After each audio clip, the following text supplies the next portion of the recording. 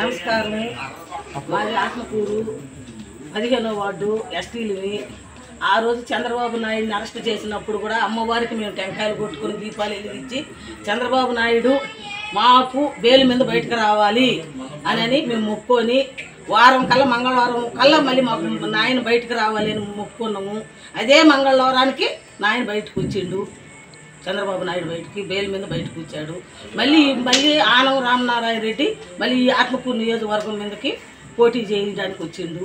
వచ్చినప్పుడు అదే ఆనం రామనారాయణ రెడ్డి మంగళవారం రోజే ఆయన నామినేషన్లు చేయడానికి వచ్చిండు.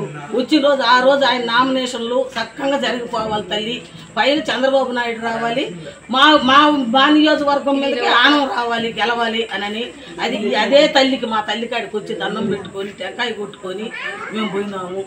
ఆ రోజు అట్లా. ఈరోజు మళ్ళీ లెక్కింపు వస్తే ఈరోజు కూడా మంగళవారమే వచ్చింది. మాకు కలిసి వచ్చింది, మంగళవారమే కలిసి వచ్చింది.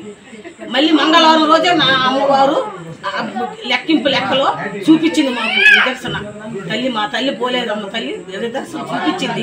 సాష్టాదుగా మా ఎస్టీల తరఫున అమ్మవారు సాష్టాదుగా నిలబడిపోయి ఉంది. ఆ తల్లి మళ్ళీ మాకు గెలుపు చూపించింది.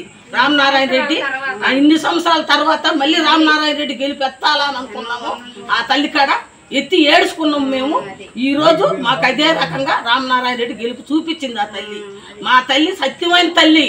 మా అందరినీ సల్లంగా మొత్తాన్ని దేశం అంతా కూడా ఆ తల్లి మా పోలేరమ్మ తల్లి లక్షణంగా చూడాలా. అందరినీ ఆత్మకూరు నియోజకవర్గం అందరినీ కూడా మొత్తాన్ని చూడాలి తల్లి. మా తల్లి లక్షణంగా చూసి ధన్యవాదాలు తల్లికి. మీకు అనుకున్న వాళ్ళకి పెద్దలకు కూడా అందరికీ ధన్యవాదాలు చేస్తాను. వార్డు తరఫున మా ఆందోళనకు అందరికీ నమస్కారం పెట్టి దండం పెడుతున్నాను.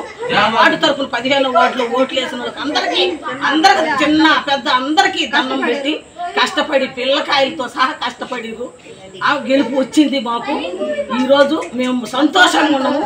అందుకని ఆ తల్లికి మళ్ళీ లెక్కలు చూపించాలని మేము మళ్ళీ దీపాలు వెలిగించి 50 టెంకాయల తల్లికి మొక్కుబడిగా కొట్టుకున్నాము. ధన్యవాదాలు. నమస్కారం.